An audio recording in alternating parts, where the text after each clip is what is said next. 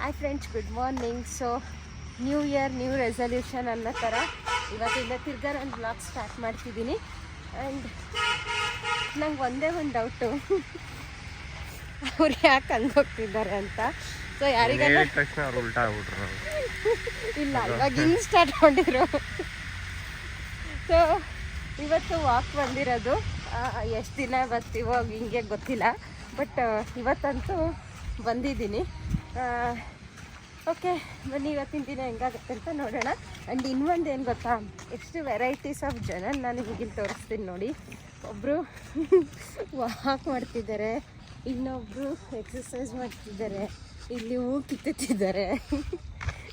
ಸಿಕ್ಕಾಪಟ್ಟೆ ಜನ ಇಲ್ಲಿ ಸಿಗ್ತಾರೆ. ಸೊ ಬನ್ನಿ ನೋಡ್ಕೊಂಬಿಟ್ಟು ಬರೋಣ ಇವತ್ತಿನ ಡೇನ. Let's start day with a walk. ಇವಾಗ ಟಿಫಿನ್ ಮಾಡ್ತಿದ್ದೆ. ಸೊ ಸ್ವಲ್ಪ ಮೆಂತ್ಯ ಸೊಪ್ಪು, ಆಮೇಲೆ ಒಂದು ಸ್ವಲ್ಪ ಕ್ಯಾರೆಟು, ಸೌತೆಕಾಯಿ, ಆಮೇಲೆ ರ್ಯಾಡಿಶ್ ಇತ್ತು, ರ್ಯಾಡಿಶು, ಬಾಟಲ್ ಗಾರ್ಡ್ ಎಲ್ಲ ಹಾಕಿದ್ದೀನಿ. ಇವಾಗ ಇದನ್ನು ರವೆ ಕಲಸಿ ತಿರ್ಗಾ ಸಿಗ್ತೀನಿ.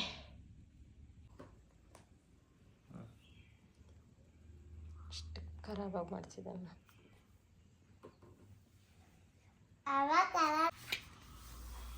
ಯಾವಾಗೂ ಇದೇ ಶೀಟಲ್ಲೇ ಮಾಡೋದು. ಸೊ ಹಂಗಾಗಿ ಇದೇ ಶೀಟೇ ತಗೊಂಡಿದ್ದೀನಿ.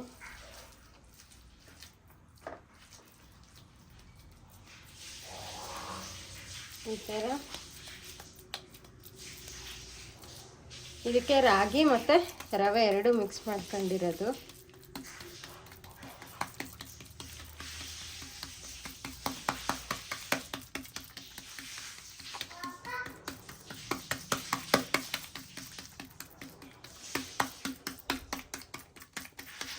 ದಿಢೀರ್ ಅನ್ನಂಗೆ ಏನಾದರೂ ನಿಮ್ಮ ಮಕ್ಳಿಗೆ ಸ್ಕೂಲಿಗೆ ಬ್ರೇಕ್ಫಾಸ್ಟು ಅಂದರೆ ಇದನ್ನು ಟ್ರೈ ಮಾಡ್ಕೋಬೋದು. ಏನು ಒಂದು ಹಾಫ್ ಆನ್ ಅವರಲ್ಲಿ ರೆಡಿಯಾಗಿ ಹೋಗ್ಬಿಡುತ್ತೆ ರೊಟ್ಟಿ, ಮಸಾಲ ರೊಟ್ಟಿ. ಇದು ರೆಸಿಪಿ ಬೇಕು ಅಂದರೆ ಕಮೆಂಟ್ ಬಾಕ್ಸಲ್ಲಿ ಕಮೆಂಟ್ ಮಾಡಿ, ನಾನು ಈ ರೆಸಿಪಿನ ನಿಮಗೆ ಒಂದು ಸಲ ಮಾಡಿ ತೋರಿಸ್ತೀನಿ. ಈ ಥರ ಕೈಗೆ ನೀರು ಹಚ್ಕೊಂಡು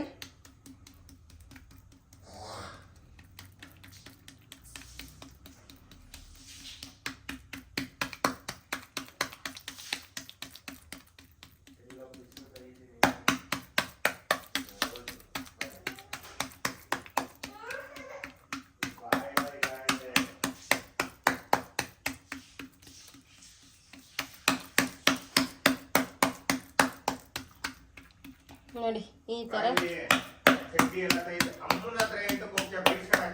ತಟ್ಕೊಂಡು ಹಿಂಗೆ ಹಿಂಗೆ ಹಿಂಗೆ ಒಲೆ ಹಾಕ್ಬಿಡ್ಬೇಕಷ್ಟೆ. ಇವಾಗ ಇದನ್ನ ಹಂಚಿಗೆ ಹಾಕೋಣ. ಇವಾಗ ಒಂದು ಹಂಚು ಕಾಯಕ್ಕೆ ಇಟ್ಕೊಂಡಿದ್ದೀನಿ. ಇವಾಗ ಇದಕ್ಕೆ ಸ್ವಲ್ಪ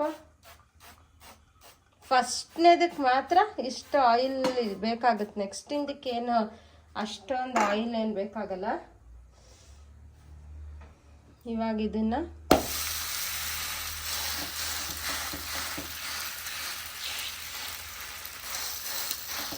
ನಾನೊಂದು ಸ್ವಲ್ಪ ದೊಡ್ಡದು ಮಾಡ್ಕೊಂಡಿರೋದ್ರಿಂದ ಹಂಚಿಗೆ ಸಾಕಾಗ್ತಿಲ್ಲ. ನೀವು ಚಿಕ್ಕದು ಬೇಕಾದ್ರೆ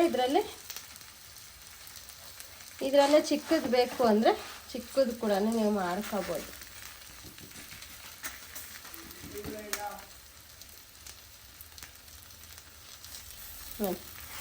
ಈ ಥರ ಬರುತ್ತೆ. ಇವಾಗ ಸ್ವಲ್ಪ ಹಿಂಗೆ ಆಯಿಲ್ ಹಾಕ್ಕೊಂಡು ತೆಗ್ದ್ಬಿಡೋದು ಅಷ್ಟೇ. ಈ ಥರ ರೊಟ್ಟಿ ನಿಮಗೆ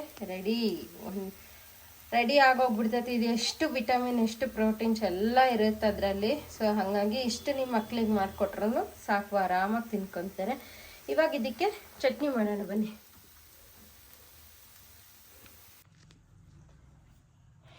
ಈ ಥರ ರೊಟ್ಟಿ ಆದಮೇಲೆ ಇದಕ್ಕೆ ಈ ಥರ ಒಂಚೂರು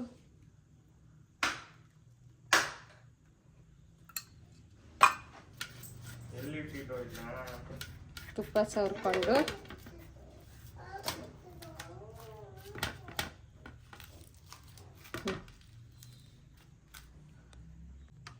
ಇವಾಗ ಇಲ್ಲಿ ಚಟ್ನಿಗೆ ದೊಡ್ಡ ಪಾತ್ರೆ ಮೆಣಸಿನ್ಕಾಯಿ ಎಲ್ಲ ಹಾಕೊಂಡಿದ್ದೀನಿ. ಇವಾಗ ಇದನ್ನು ಚಟ್ನಿ ಮಾಡ್ಕೊಂಬಿಡೋಣ.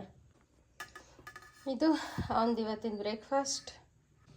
ಯಾವಾಗೂ ಬ್ರೇಕ್ಫಾಸ್ಟ್ ಕೊಡೋಕ್ಕಿಂತ ಮುಂಚೆ ಈ ಕಷಾಯ ಕೊಡ್ತೀನಿ. ಇದರಲ್ಲಿ ದೊಡ್ಡ ಪಾತ್ರೆ ತುಳಸಿ ಎಲ್ಲದನ್ನು ಈ ಥರ ಪುಡಿ ಮಾಡಿ ರಸ ತೆಗೆದು ಕುಡಿಸ್ಬೇಕು. ಹೆಂಗಾಗತ್ತೆ?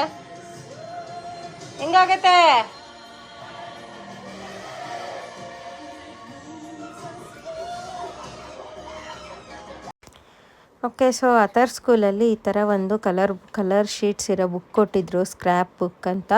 ಅವ್ರು ಹೇಳಿದ್ದು ಅವ್ರ ಮೆಮೊರೀಸ್ನೆಲ್ಲ ಕ್ಯಾಪ್ಚರ್ ಮಾಡ್ಕೊಳ್ಳೋಕ್ಕೆ ಏನಾದರೂ ನೀವು ಯಾವ ಥರ ನಿಮಗೆ ಇಷ್ಟ ಆಗುತ್ತೋ ಆ ಥರ ಮಾಡಿರಿ ಅಂತ.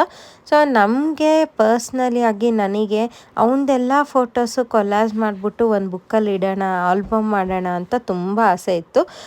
ಬಟ್ ತುಂಬ ಎಕ್ಸ್ಪೆನ್ಸಿವ್ ಆಗಿ ಅನಿಸ್ತು ನನಗೆ. ಸೊ ಅದಕ್ಕೋಸ್ಕರ ಇದು ಯಾರಾದರೂ ಟ್ರೈ ಮಾಡೋಂಗಿದ್ದು, ನಿಮಗೆ ಯಾರಿಗಾದರೂ ಟ್ರೈ ಮಾಡಬೇಕು ಮಕ್ಕಳದ್ದು ಈ ಥರ ಮೆಮೊರೀಸ್ ಪ್ರಿಸರ್ವ್ ಮಾಡಬೇಕು ಅಂದರೆ this is the best option ಅಂತ ನಾನು ಹೇಳ್ತೀನಿ. ಚೀಪ್ ಆ್ಯಂಡ್ ಬೆಸ್ಟು ಕೂಡ. ಈ ಬುಕ್ ಬರುತ್ತೆ 25 ಏನೋ 30 ರೂಪೀಸ್ ಅಷ್ಟೇ.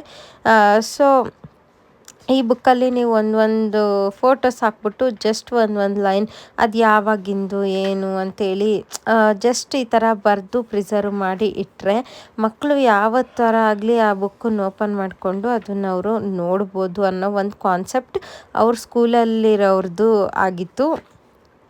ಸೊ ನನಗೆ ಅನಿಸುತ್ತೆ ಈ ಬುಕ್ಕೆಲ್ಲ ನೋಡಿದಾಗ, ಅಯ್ಯೋ ಎಷ್ಟೊಂದು ಮೆಮೊರೀಸ್ನ ಕ್ಯಾಪ್ಚರ್ ಮಾಡಿದ್ದೀನಿ. ಯಾವಾಗಾದರೂ ಅವನೇನೋ ಒಂದು ಸ್ಪೆಷಲಾಗಿ ಏನೋ ಮಾಡಿದ ತಕ್ಷಣ ಫೋನ್ ಹಿಡ್ಕೊಂಬಿಟ್ಟು ಫೋಟೋ ತೆಗಿಯೋದಾಗಿರ್ಬೋದು.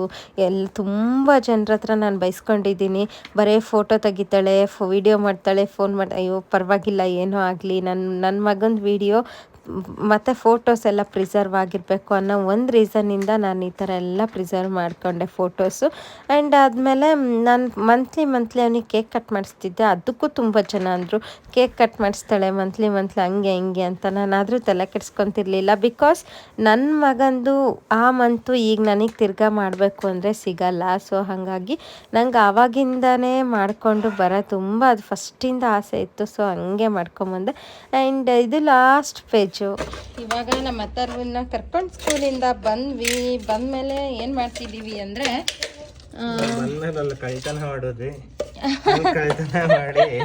ಕಳ್ತನ ಏನು ಮಾಡಿಲ್ಲ, ಅದನ್ನ ಕಿತ್ಕೊಂಡ್ಬಂದ್ವಿ ಅಲ್ಲಿಂದ. ಈಗ ಅದನ್ನ ಅಲೋವೆರಾದಲ್ಲಿ ಇಟ್ಟಿದ್ವಿ ಇಷ್ಟೊತ್ತು. ಈಗ 2 ಇಟ್ಬಿಡ್ರಿ ಅದರಲ್ಲೇ. ಈಗ ಅದನ್ನ ಈ ಥರ ಕ್ಲೋಸ್ ಮಾಡಿ ಇಡಬೇಕು. ಆವಾಗ ಏನು ಬೆಳೆಯುತ್ತಾರೆ?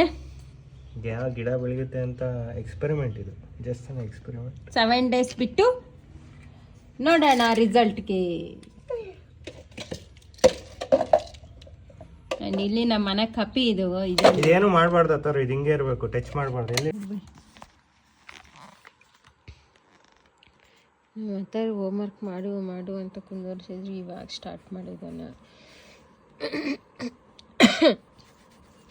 ಊಟ ಎಲ್ಲ ಆಯಿತು. ಇವಾಗ ಅವನಿಗೊಂಚೂರು ಹೋಮ್ವರ್ಕ್ ಮಾಡಿಸಿ ಮಲಗಿಸೋಣ ಅಂತ.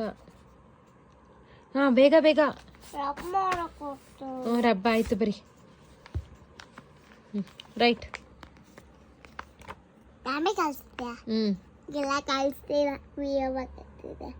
ಇಲ್ಲ ಮ್ಯಾಮಿ ಕಳ್ಸಕ್ಕೇನು. ಸರಿ ಬರೀ ಬೇಗ.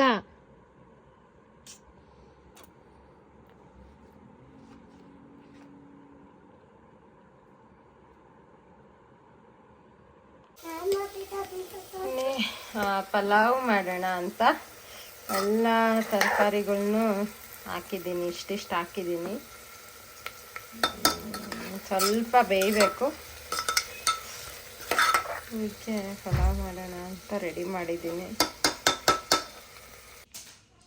ನೋಡ್ಬೋದು ಸಿಕ್ಕಾಪಟ್ಟೆ ಚೆನ್ನಾಗಿತ್ತು ಪಾಲಕ್ ಸೊಪ್ಪು ಅಂತ ಎತ್ಕೊಂಡ್ಬಂದಿದ್ದೀನಿ. ಒಂದು ಚೂರು ನೀರು ಹಾಕಿಲ್ಲ, ಏನಿಲ್ಲ. ಸಿಕ್ಕಾಪಟ್ಟೆ ಚೆನ್ನಾಗೈತೆ. ಅದ್ರ ಜೊತೆಗೆ ಒಂದು ಕೊತ್ತಂಬರಿ ಸೊಪ್ಪು ತಂದಿದ್ದೀನಿ. ಇವೆಲ್ಲ ಬಿಡಿಸ್ಕೋಬೇಕು ಇವಾಗ. ಫಸ್ಟ್ ಪಲಾವ್ ಮಾಡಿ ಅದಾದಮೇಲೆ ಇದನ್ನು ಬಿಡಿಸ್ಕೊಂಡು ನಾಳೆಗೆಲ್ಲ ರೆಡಿ ಮಾಡಿ ಇಟ್ಕೋಬೇಕು. ಹಾಲು ತಂದು ಪನ್ನೀರ್ ಕೂಡ ಮಾಡಬೇಕು ಇವತ್ತು. ಸೊ ಇವತ್ತು ಸಿಕ್ಕಾಪಟ್ಟೆ ಕೆಲಸ ಇದ್ದಾವೆ. ದಟ್ಸ್ ಓಕೆ, ಮಾಡೋಣ. ಹಾಲು ತಂದು ಪನ್ನೀರ್ ಕೂಡ ಇವತ್ತು ರೆಡಿ ಮಾಡಬೇಕು. ಆ್ಯಂಡ್ ಅಷ್ಟೇ ಅಲ್ದಂಗೆ ಇವತ್ತು ನಾಳೆ ಅಥರ್ವನ್ ಸ್ಕೂಲಲ್ಲಿ ಟ್ರಿಪ್ ಅಂತೆ. ಸೊ ಅದಕ್ಕೆ ಅವ್ನು ನಾಳೆ ಎಲ್ಲ ರೆಡಿ ಮಾಡಿ ಕಳಿಸ್ಬೇಕು. ಆ್ಯಂಡ್ ಬನ್ನಿ, ಇವತ್ತಷ್ಟೇ ಐ ಥಿಂಕ್. ಓಕೆ, ಇವತ್ತಿಂದ ಇಷ್ಟೇ ಫ್ರೆಂಡ್ಸ್.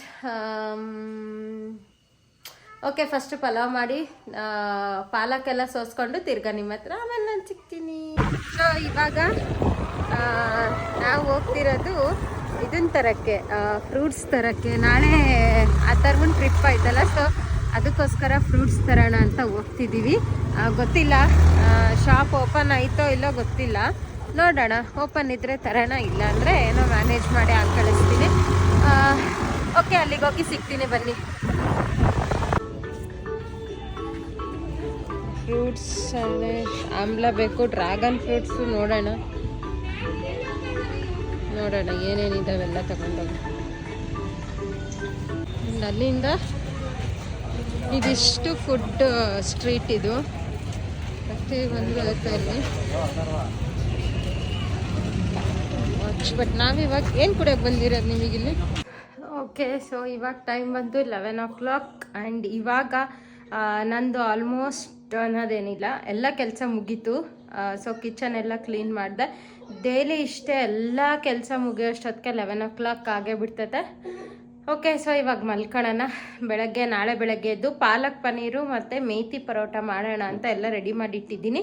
ಸೊ ನಾಳೆ ತಿರ್ಗಾ ಹೆಂಗಾಗುತ್ತೆ ಡೇ ಅಂತ ನೋಡೋಣ. ಇವತ್ತಿಗೆ ಈ ವ್ಲಾಗ್ನ ಇಲ್ಲೇ ಎಂಡ್ ಮಾಡ್ತಿದ್ದೀನಿ. Thanks for watching. ಯಾರು ನನ್ನ ವ್ಲಾಗ್ ಸಬ್ಸ್ಕ್ರೈಬ್ ಮಾಡ್ಕೊಂಡಿಲ್ಲ ಅಂದರೆ ಸಬ್ಸ್ಕ್ರೈಬ್ ಮಾಡಿಕೊಂಡು ನೋಡಿ ಅಂತ ಹೇಳ್ತಾ ಥ್ಯಾಂಕ್ಸ್ ಫಾರ್ ವಾಚಿಂಗ್. ಬಾಯ್.